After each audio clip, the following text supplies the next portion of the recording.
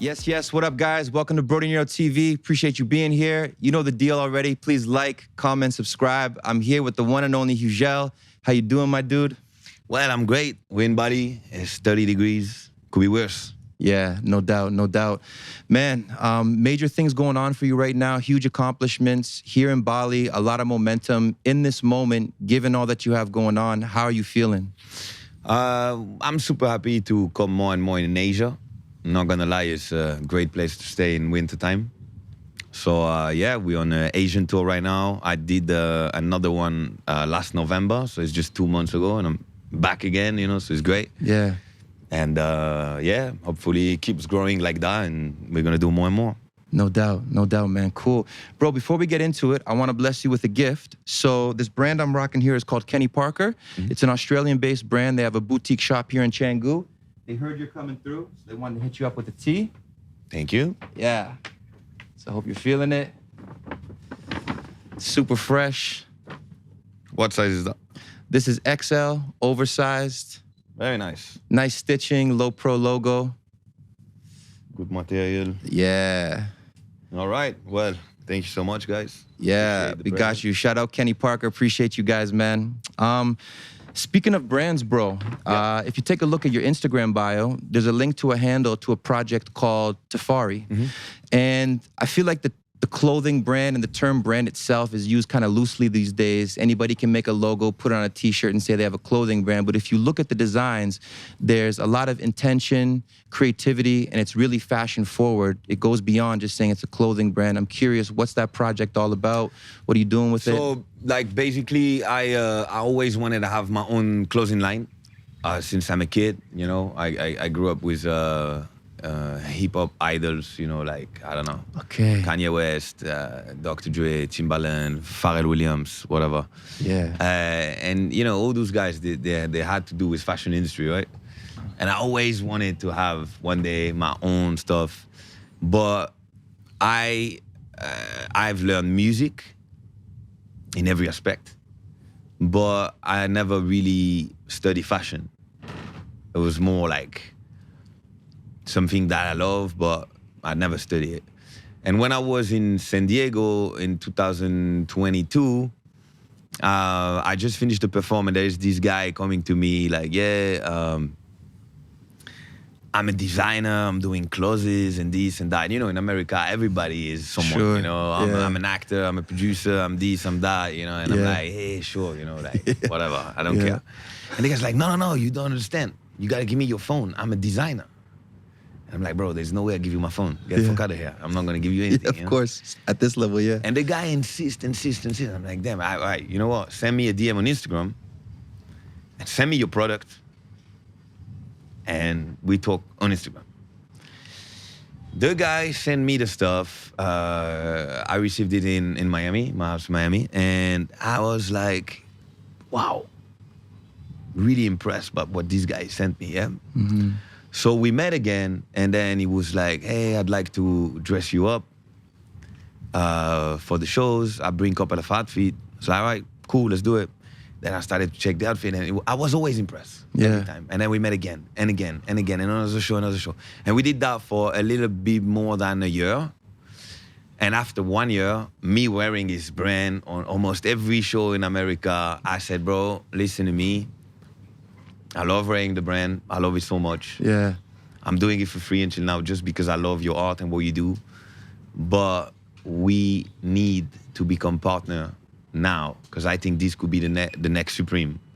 And I wanna team up with you and I wanna become partner that we build that as a company now, as a brand, and not just you doing sample, that it becomes like a real company. Yeah. And he was like, that's what I was waiting for. Let's fucking go. Wow. And we became partner. Yeah. I mean, we became friends first, then partner. And now we have this company, and we just launched the brand officially, publicly in Art Basel in Miami in December. Wow. And we're super happy with it. We had support from Forbes, from, you know, GQ, like a couple of people that were there. So you're on right away. Yeah. Yeah, sick. Yeah, I mean, the fact that I'm already like established DJ helped a little bit the process, right? That was also my argument in the deal when I say, hey, you have to team up with me. Yeah, of course. I was Leverage. like, yeah, the team up with me because I'm an artist, I have visibility, I can really bring stuff to the project. So the good thing is like now so I have my part of the work that I have to do when it comes to like, you know, talking to other artists, giving the product to other artists, or wearing it myself, or promoting on social media and all that. But he also let me, you know, give a couple of ideas in some designs and stuff. Nice. So it's really cool because I'm also getting involved in the creative process, even if it's him, you know, designing everything, managing everything. I also, you know, You're involved. I'm involved, and it's really nice. So this is what Tafari is about. You can check it out, tafariworld.com, if you wanna get the drip, baby. Yeah, let's go. Fire, bro. So, man, as I told you before we started, this is my first podcast outside of the studio. We're obviously in a super fire villa, and I've noticed there's a lot of talented people here. I'm curious, what are you guys getting up to in here with all the work you're doing? So I have a couple of days off, all right? Because my next show is in Thailand at Café Del Mar next week. So what I like to do when we're in Asia is like renting a house, because it's like, you know, warm with the pool and everything. It feels like vacation. And I like to build a little nomad studio in the house. And I have the team, and we just make music every day. Cool. Because I feel like it's the right place to be inspired, you know? Bali is like fun, it's tropical. You go out, there are a lot of people out there from all over the world, you know? No doubt. And every day making music here is really, it's very, very inspiring for me. Yeah. It's like we're in winter time, but it doesn't feel like winter. So I can already, because of the vibe, prepare the next summer hit for next season in Europe, you know, or Right. US, like.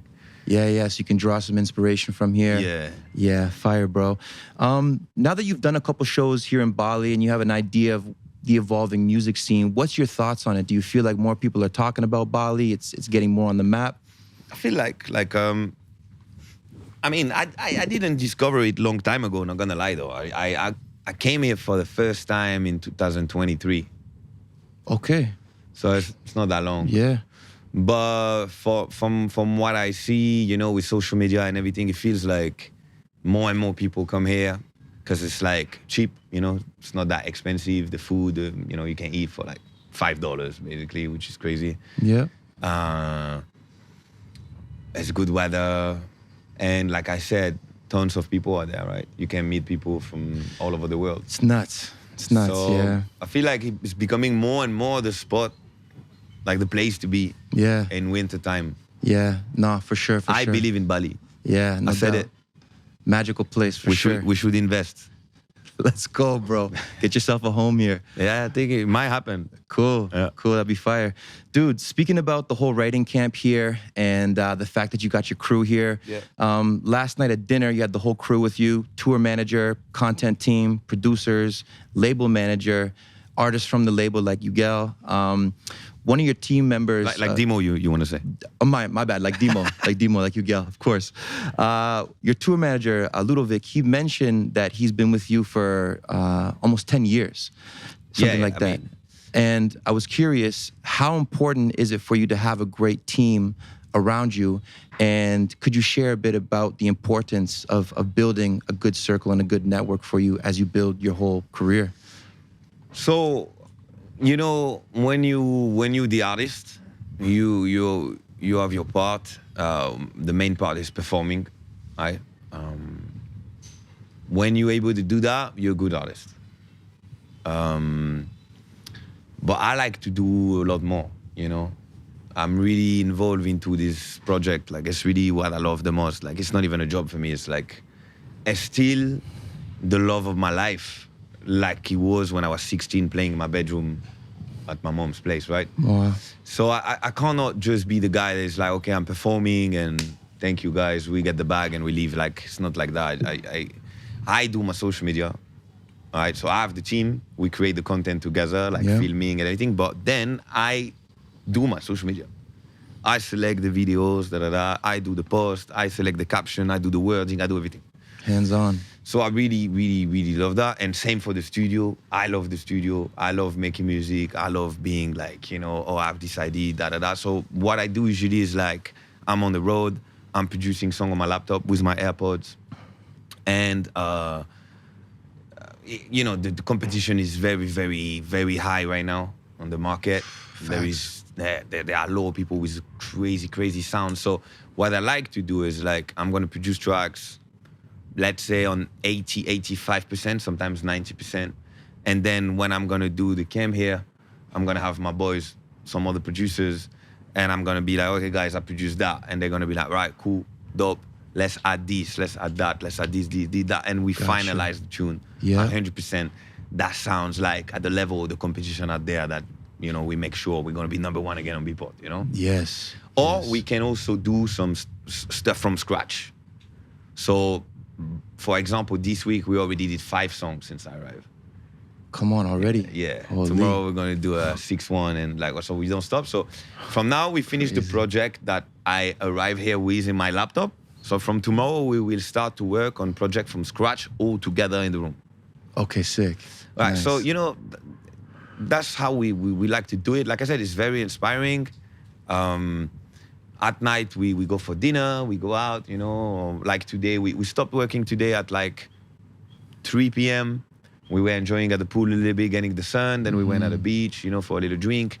You know what I mean? It's a mix between having a good time and making music, but without pressure, just having fun. So the team, to answer the question, is super important. If you wanna, like I said, if you wanna be involved in every aspect, you need your social media team. You need like producers, writers, singers, whatever, with you if you want to do that on the road and be able to deliver. No doubt, no doubt. Cool, bro. So segueing into music now, I'm sure there's a lot of new fans that you have, but maybe not everybody knows your whole backstory. And I think people need to recognize and respect the fact that you're not an overnight success.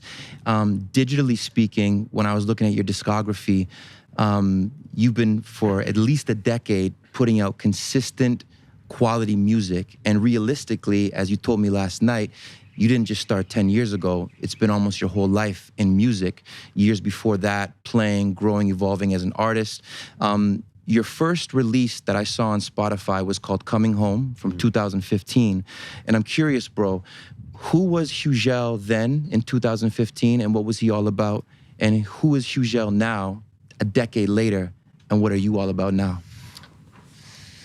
Well, I'm globally the same person, right? In terms of like, you know, the values that I have, the taste that I have and all of that. But the difference is like 10 years ago, I was a hungry kid, right? And I was ready to do anything to succeed and to have a hit. Because you know the importance of having hits in this industry. And at the time, I didn't have any hits. So I was like, I need a hit. So I made a couple of like wrong choices on the artistic side because I wanted to have a hit. Okay. So that's who I was like 10 years ago. Okay. And then today, obviously I'm more comfortable, you know, I'm established. I'm more free. So on the artistic side, I do a little bit more of what I really want, what I really feel. And it works better. Like I Adore You was one of the biggest songs of the year, 2024. And it's a song that we created just from love, with love, cool. Without any expectation. We just did it because we were like, ooh, this is like, you know, it's touching me. Like something's happening. When we were in the studio, we were enjoying the process of doing it. Yeah. But we were not, we knew we had a good song, yeah? Not gonna lie, we were like, yeah, this is dope. But you can't really measure the success is gonna be. Right. You just have fun in the process doing it, and we will see what happens.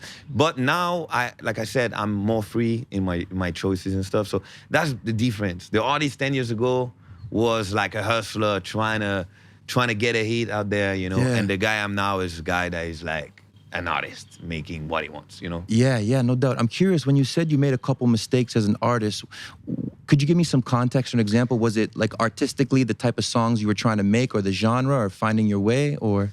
When you don't have hit and you really want to have one, you're gonna probably like try to maybe copy what's on the radio or kind of like do stuff that works on the radio, even if it's not really what you love.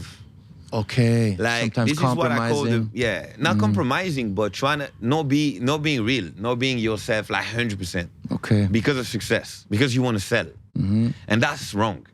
Like an artist should never do that.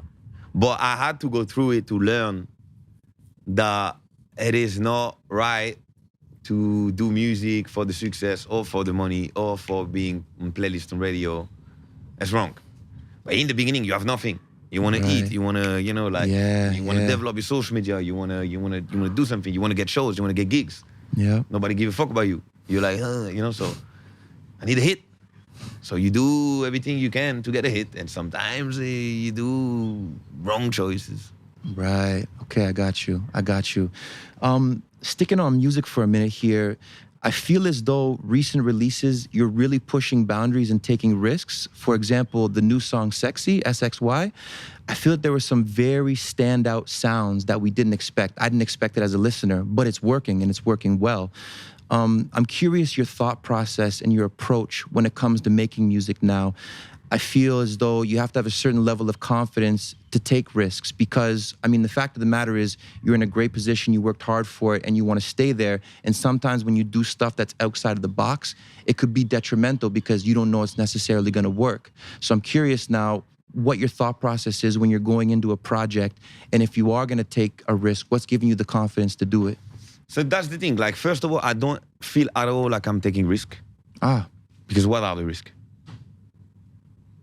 Well, I thought maybe like if you do a song that's really left field than what the path that you're on right now, not that you're doing anything that changes genres completely, but just trying a different sound than you would normally put, a different groove, a different type of vocal. Yeah, but what is the risk in the end? What do I risk? Maybe a couple of people are gonna say, "Oh, I didn't like this record." Yeah, maybe a couple. You know maybe what I learned in this industry the last 10 years? Yeah, curious. Please tell. Yeah. People remember only your hit records. Because if it was a flop, nobody know about it. It was a flop. It didn't go anywhere. Who heard it? Okay, sick. I like it. You know what I'm saying? Yeah. So in the end, the only risk you take is having another one, another hit. That's the only risk you take. Because if the record doesn't work, people don't connect with it, they're not gonna listen to it.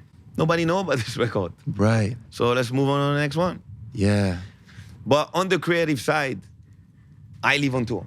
I live in the plane. I'm playing shows every day. What I do is like I play tracks live. I try them one after the other. Okay. And I'm able to see when a record is like really doing something on the crowd. When that happened, I'm like, okay, I need to release this track. When I started to play the Sexy track, and you got that drop coming with that bass line, and it goes like, you sexy, like, that shit and slaps. I saw the girls going like, rah, I'm like, okay, I need to release this track. That's it, done. Okay. Straight. Gotcha. It's a no-brainer.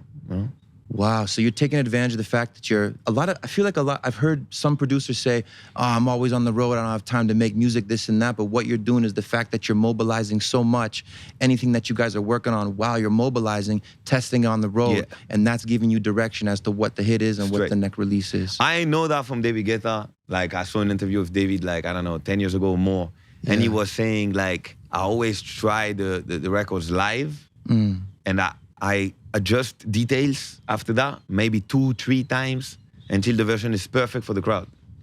And that's the key. We are DJs, we're making DJ music.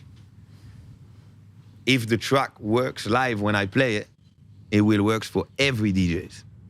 That's how I get #1 on Beatport.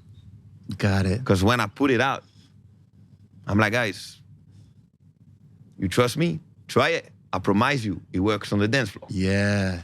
You know what's up. So they try it, and they're like, damn, yeah, it works. So boom, the chop, you go on top chop. Cool. I like it, man.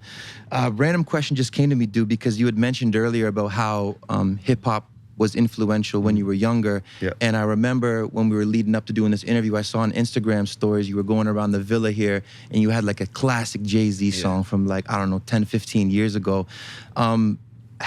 How much has hip-hop influenced, or how much of hip-hop is part of your musical history? And do you feel it now affecting like your swag, style, and even the musical output too?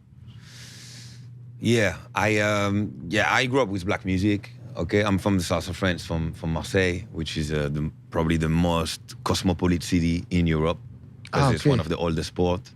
Cool. So yeah, I know I look like a Viking, but I grew up with Arabs, with Corsican, Italian, Gypsy, Spanish, everything. Wow, cool. So yeah, we grew up with black music. My mom was really into funk, disco, and all of that. So yeah, I've been listening this since I was in the belly, you know. Yeah. In the capsule, you know. Yeah. Since forever. And I grew up with that, and by the age of like 8, 9 years old, 10 years old, I started to discover R&B, hip hop. Like that was the beginning of that, you know, new music, still black music, but like that evolved into, you know, it was not the time of disco funk anymore. It was new, something else. And we had a couple of shows in France, like radio shows, where DJs were playing those tracks on night shows and stuff, and I was doing cassettes. Like I was recording the tunes on cassette, and then I was copying the cassette and selling the cassette at school with the best compilation and stuff. Sick. And I was really into this stuff. I discovered the first DJ thing because of hip hop. One of the big icons in France was DJ Abdel and Cut Killer. They are like the two OGs in France in the hip hop thing.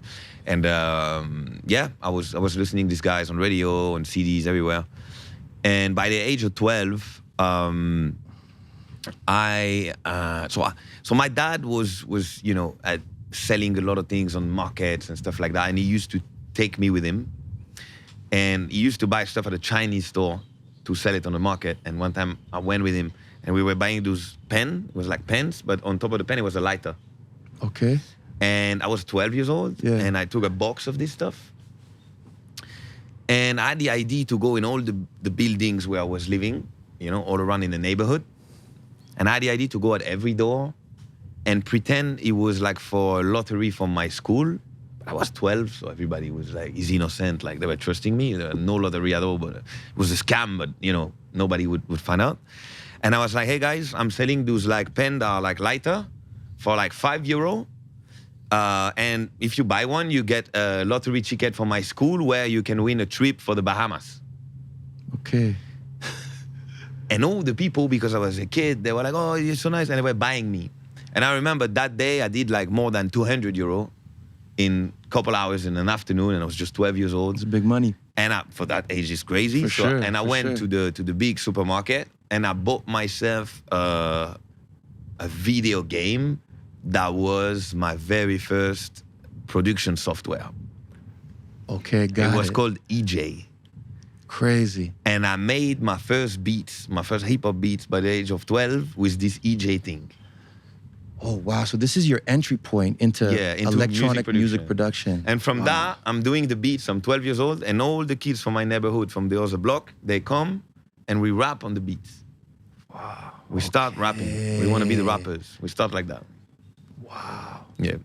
So hip hop, heavy presence in the earlier part of your life too, and I'm sure. Heavy. So again, like, I can tell by style, swag, it still has some influence for you. And then, do you feel it impacting today's music production at all? Like, do you still listen to hip hop regularly? Do you pay attention to the scene? Yeah, or? I mean, like, when you hear a song like "I Adore You," you can clearly listen the R&B, Afro influence. Like, True. I mean, it's there, you know. Yeah. So, if you listen to my music, a lot of people say, what makes my music is the drums, right? Yeah. Who's the king of the drums? Timbaland? Timbaland, one of my idols. Okay. You know, so yes. It's not hip hop, it's house, but it's a house with a lot of drums, a lot of grooves. You know what I mean? Fire, yeah. So I feel like the influence still there for sure. Nice.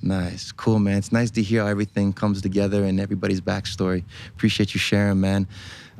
Dude, I like to call this segment of the podcast the motivation segment, and I want to talk a bit about work ethic. So I remember I was at dinner with Wani Bravo, and shout out Wani for helping hook up this podcast.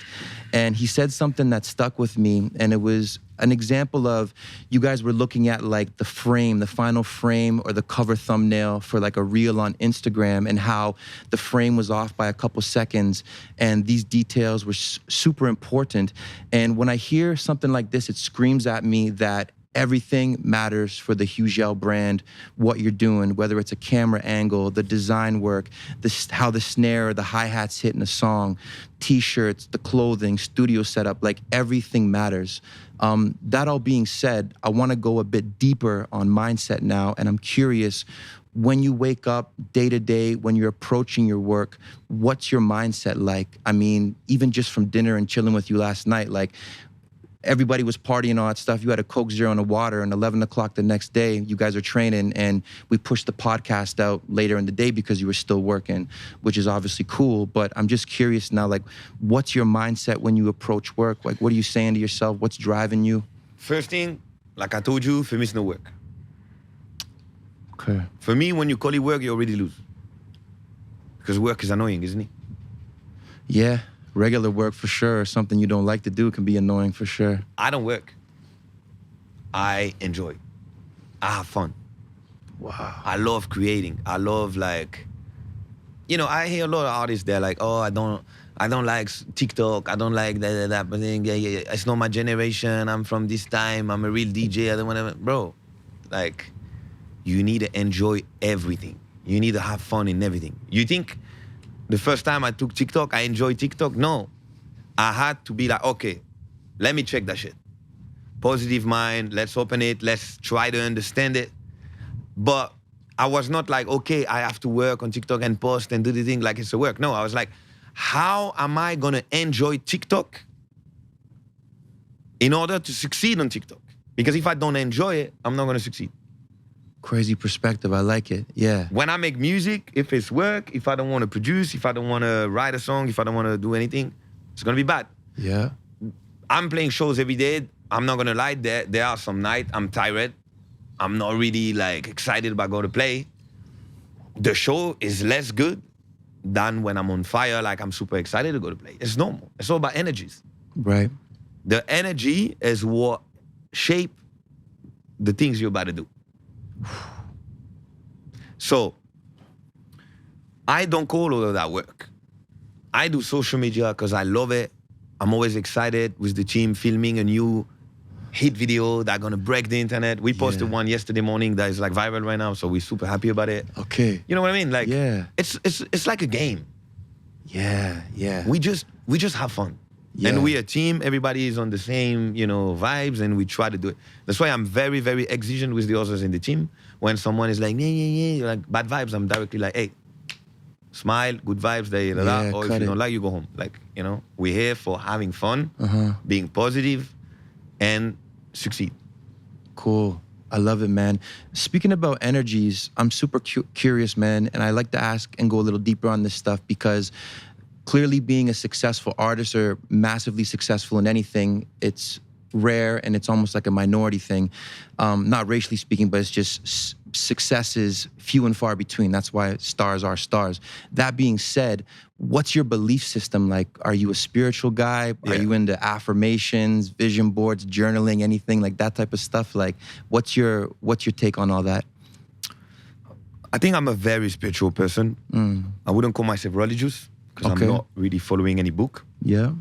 But I definitely have a connection with something bigger than us. And it happened to me. You want to know a story? Please, yeah. I mean, I'm going to try to make it short, but it's not that short story. Yeah. In 2012, so I started to be interested in all of that thing, spiritual stuff, like around 2008. And around 2012, you know, was the beginning of YouTube. YouTube was not what it is now, but it, you know, it was already like full of videos and a lot of stuff. You could get a lot of information. And I found on YouTube a video where they were saying like, you can do telekinesis. Okay. So what is telekinesis? Is basically the spirit that can move material things, right? Which sounds crazy. Like you only saw that in a movie of like the Shaolin monk and stuff like that, right?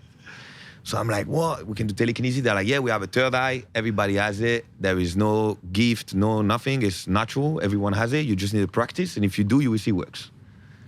I'm like, bro, if everybody can do it, I can do it, you know? So I watch this. I'm reading the comments. People say, yeah, it works. It's crazy. Nana. So the idea was to put like, how do you call it? The stuff with the fire, matches. Yeah. Matches.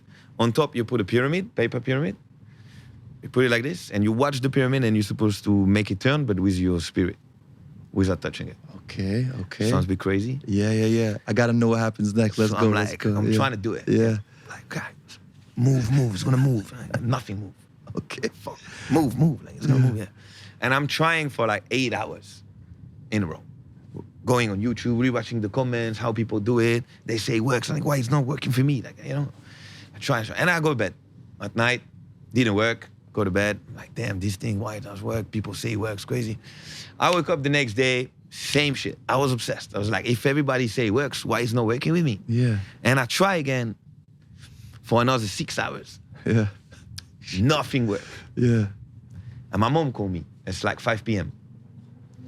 Hello? She's like, hey, what's up? Do you want to come for dinner? You know, I was still living in Marseille back in the days. And I'm like, yeah, sure. She's like, be there at 7, don't be late. I'm like, all right, cool.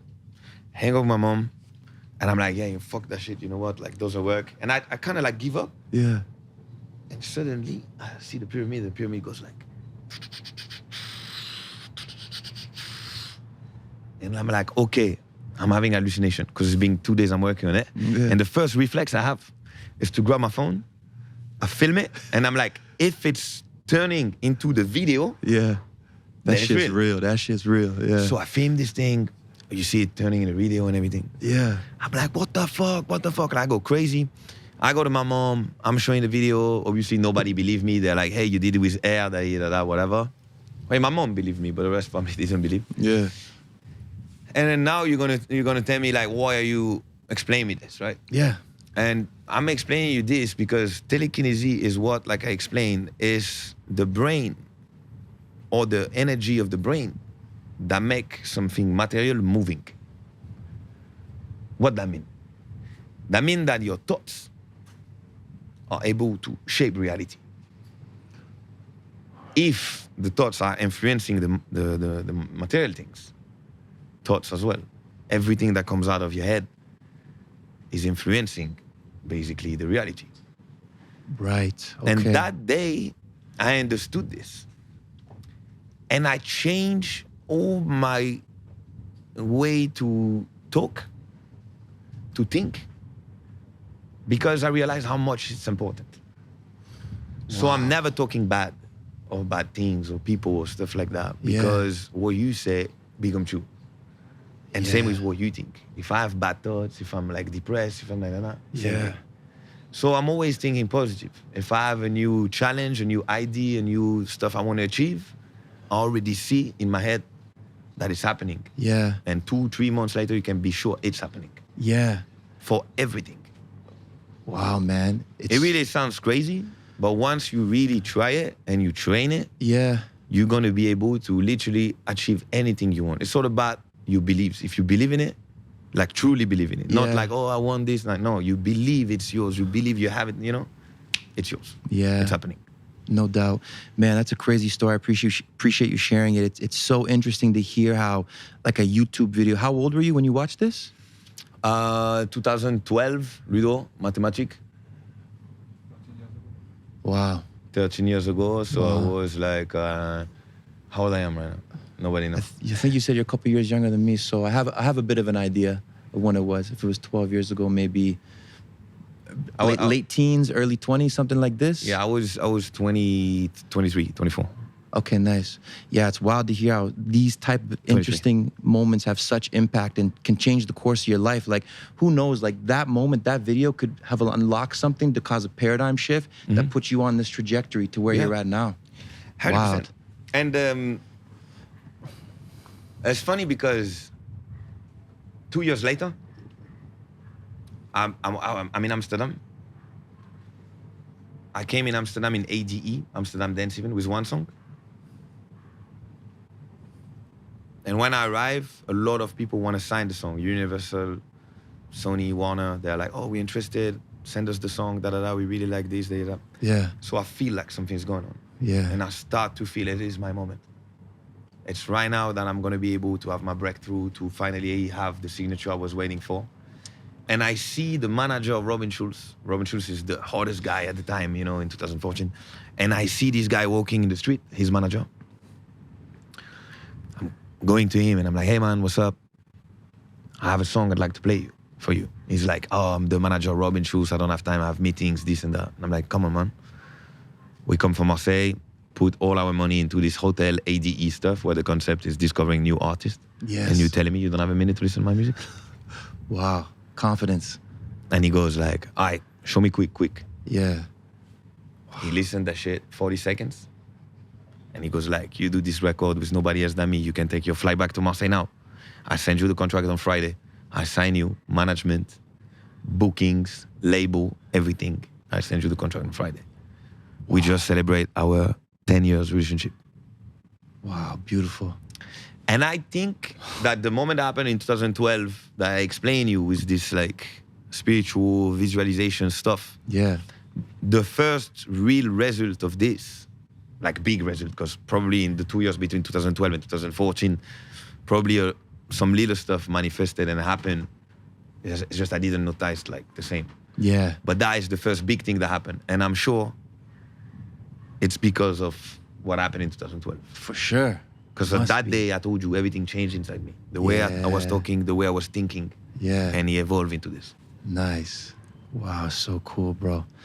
What a story. Man, I want to switch the energy up a little bit. I got something fun. I'm going to call this rapid fire questions. So I got 5 questions. Yeah. Don't think too hard about the answer. Just let it fly. Cool. French women or Latinas? This guy want me to go to jail. No women. No women. No women today. Focused on the music. That's it. Today is studio time. No doubt. Writing camp or family holiday? Oh, bro. Writing camp. Wow, I I'm dig a it. working person. Feel it, feel it. Spanish vocals or Arabic vocals? Spanish vocals. I had a feeling, but I heard a couple records that had some Arabic style vocals, so I was like, maybe. Yeah, I he's do leaning as on well. that I a love little both, bit. though. I'm not gonna lie. But you asked me to answer one, and I just finished one Spanish song yesterday, so I say Spanish. Yeah. Okay. Fire. Fire. All right. Next one. I think this will be a tough one. Miami or Bali? Miami above everything. Oh yeah. Favorite city in the world. Yeah, 100%. Okay. Dope. Dope. Last one. Instagram or TikTok? Instagram. Personally, Yeah. on personal level, Instagram, more my vibe. Yeah. TikTok, younger generation, but I still love TikTok. I vibe with TikTok. But you can see, like, I'm like 1.1 million on Instagram. Right. And I'm about to reach 700K on TikTok. So, you know, you can really see what I was explaining before. Yeah. It's about what you love. So because I love Instagram a little more, Yeah. I have a little more followers on it. You know, like, Okay. Yeah, it makes sense. Wherever your heart or your passions leading you know to, what I mean? your curiosity. It's all about love. Yeah. Without love, you can't do anything. No doubt, no doubt. Coming back to music, man. So I see you in the charts for Afro House. I see you in the charts for Latin House. I see you in the charts for Tech House. I even last week when I was downloading some new melodic techno, I'm pretty sure I saw a remix with your name on the charts there. Is this happening just as, I guess, a consequence of you making music and it's just going that direction? Or are you intentionally saying, I want to expand my fan base, I want to be diverse and multi-genre? Why are you in so many different genres? Obviously, it's a positive thing, but just curious your intent. The only thing that mattered to me, like I told you earlier, is like when I play a record live, if I feel that the people fuck with it, if I feel like the people react, that like it moves something inside them, I have to release this record. So the only condition I have when I produce a track is that like it's something I want to play in my set. It has to fit my set. Okay. That's it. The rest for me is just names, just categories, just, you know, I don't mind. I don't care. Yeah. Do you think if an artist is just starting to pick momentum, or if they're deciding that they want to take music seriously, that they need to focus on one genre and go that direction to... It's not about genre. It's about making sense. You, in your set, when you play a set, you can play different things, but it just need to make sense. It needs to have like a certain coherence. I agree with that. Coherence in English? Coherence, yeah. Or you could say it has to be cohesive. They have to work together. Yeah, exactly. Yeah. So it's not about the genre. It's about the story you tell. Right. You know, you can start on a certain BPM, go to another one, creating a little journey on a 3-4 hour set. You know, you're not gonna play 3 hours flat like that. People that, you know? Yeah. You wanna create something where you got some tension and you start here to go there. Yeah. So the genre, obviously, the genre is gonna change during that 3-4 hours if you create a real journey. Right. So like I said, if it suits my set, I release the track. Got you.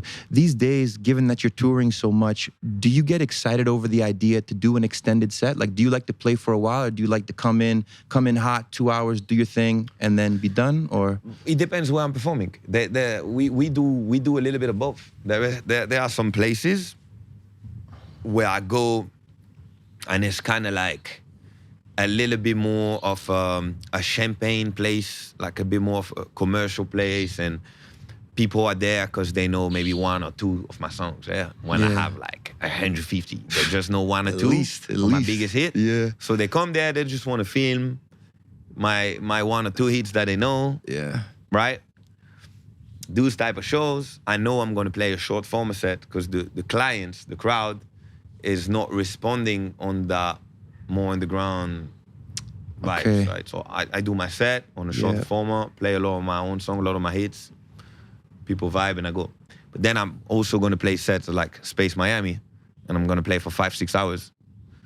And it's a journey, right? We start in the night until the sunrise. After the sunrise, we have breakfast in space. Crazy. You know, with a little, some mushroom, and then you have like a croissant and then a cafe. But 2 hours before you were doing tequila shot. Like, I mean. It's crazy. Yeah.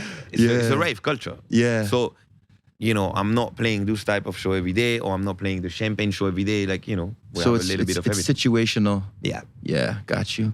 You need to adapt. Yeah, of course. Man, I'm curious, outside of music, what's a personal goal that you haven't achieved yet that's super important to you, outside of music? So the last goal of my personal life that I didn't achieve yet is doing the body that I want. Fitness. I want to be fit, you know, and it's so hard with my life, with the touring, with everything. Bro, can only imagine. Consistent, to be, you know, trying to box a lot, because box is my hobby. Yeah. And I love boxing, and it's good for cardio, but it's not creating the shape like I got you. Yeah. The shape that I want is like the workout thing, and it's the last thing I want in my life. I really want to, you know, do it. Yeah. But bro, it takes so much time, and like I said, when I have a little bit of time, I like to go boxing. You know, it's hard to be like, oh, you don't go boxing, you go to the fucking like workout machine. You know what I'm saying? Yeah. So that's the last goal we need to organize. No doubt, I feel it. Cool, man. Do you have any other professional ambitions that you want to pursue outside of music? Could be acting, new hobbies, business endeavors, investments. Yeah, I have, like I told you, the clothing brand. Right. The Tafari brand, which is, you know, super nice. It's something where I really see myself working as a job, you know, because I invest in a couple of companies, right? Yeah. As an investor. Okay. Like I don't have to work in it. Yeah. So you talk about having another job, another work on the side of music. Fashion it is. I think it's something I really... Nice. Do you have big ambitions for the Tafari brand? Like it's something that could be classified as a big brand beside a Miri at Paris Fashion Week type thing? 100%, yeah. 100%. That's what we aim for. And it's gonna take the time it takes, but we're gonna develop for sure. Nice. Cool, bro. We spoke about it much earlier in the podcast, but I just wanted to touch on it again because I feel that there's a lot of up-and-coming talent or people that are starting to take their careers and brands online more serious, and social media is huge. Our phones are like an extension of us now. You spoke about how you work with your team, but I was curious, how do you find the balance between structuring your social media content, like planning it ahead, and then allowing a little bit of organic free flow? We don't plan anything ahead. Never. Wow, okay. We shoot stuff. I mean, maybe before they go to shoot, I'm going to be like, okay, guys, I'd like to have this, and this. And I give them maybe references. They will do the thing. They will shoot, they will cut, they will organize the thing. Then they send me like 50 videos.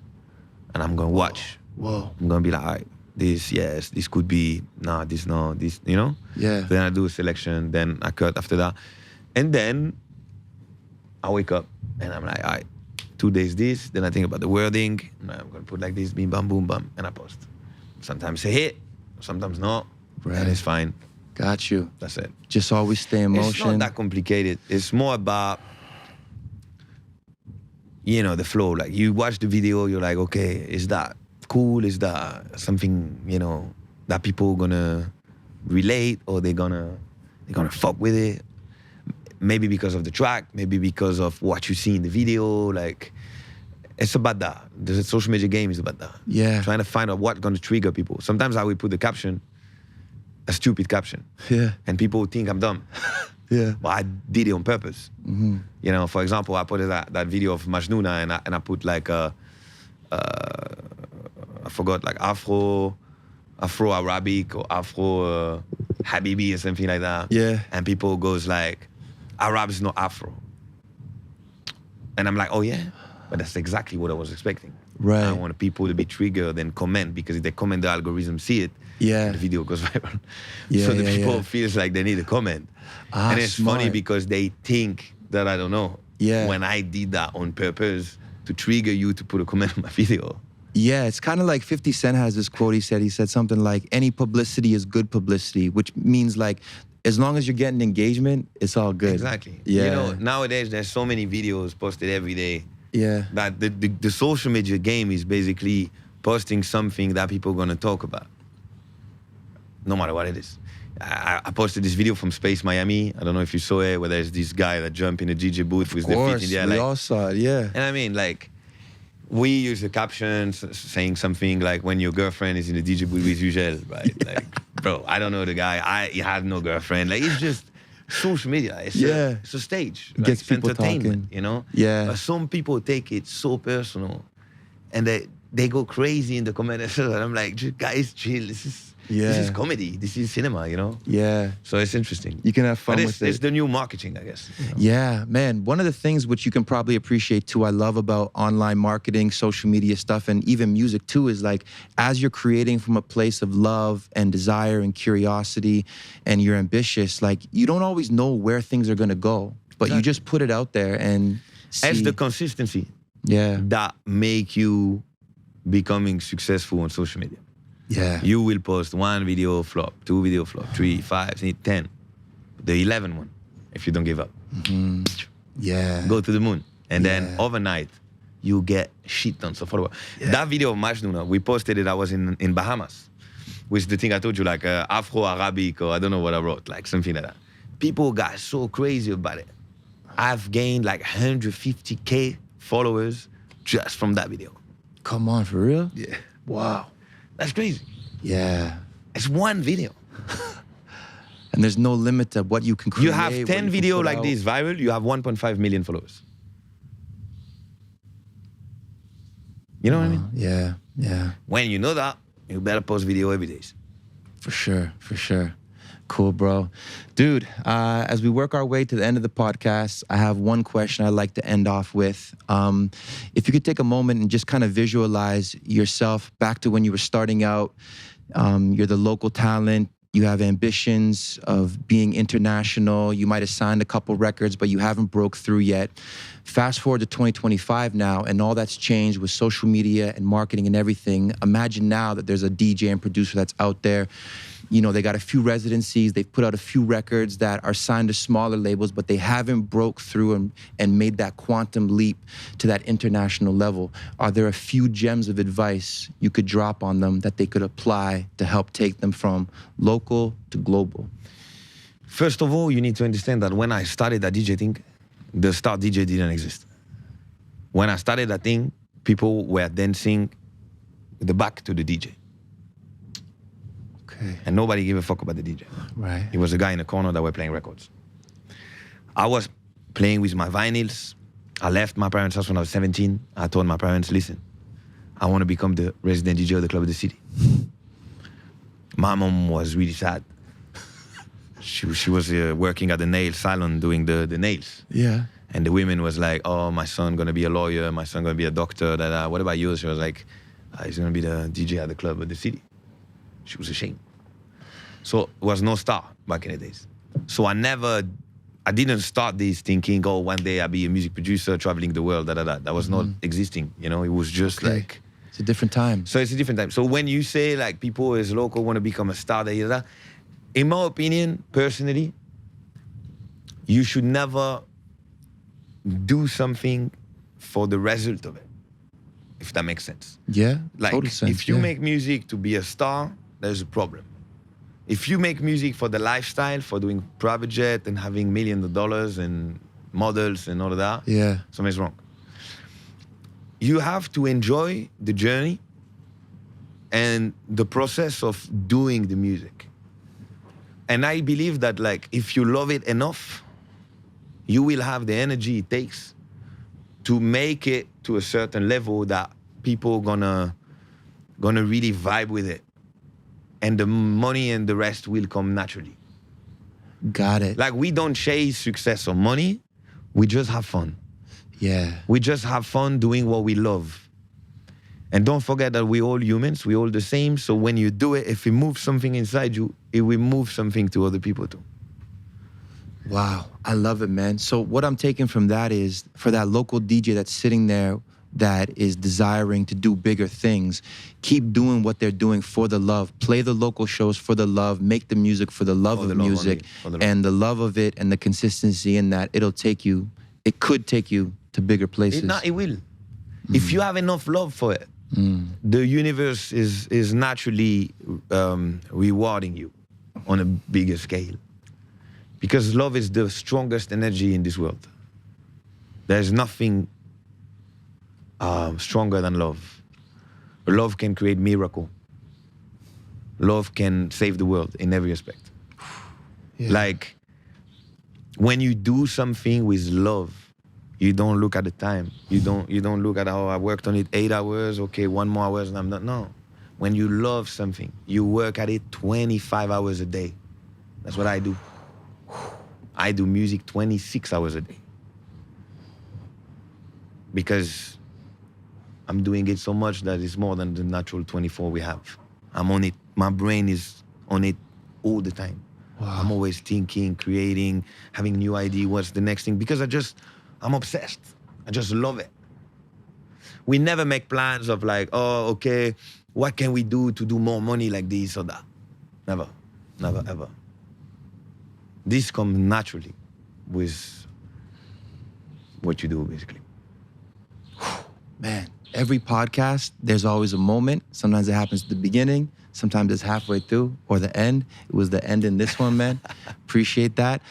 Dude, in closing, I just want to take a moment to acknowledge you. Obviously, given the nature of everything you have going on, to make the time to do this with me is beyond appreciated. This is a new project that, for me, it's purely based on love. I don't know where it's going, but... I know, we talked about it yesterday night. Yeah. You told me I really loved when we discussed yesterday night, because you say I started this project, I just do it for the legacy, you said. This is the That was legacy your words. project. It's Yeah. the legacy. I do it for the love. And I was like, cool, I have to do the podcast with this guy because that's the only way. Right. It's about that. Fire. If you keep doing it with love and you love it, it will work because you work at it with a different energy. Man, it's true. And when I think about it, man, like there's certain things, like I don't look at the time, like when I'm working on questions, preparing, planning, designing, all this stuff, I'm not thinking about anything but just getting it done. I don't want to stop. That's it. Fire. That's how it works. Wow. Well, thank you again for being here. Thanks for having me. Appreciate y'all. BRODIE NERO TV. You heard it first. Hugel was in the building. We made it happen. Live from Bali. Lots of love. See you in the next episode. Peace, love, and light.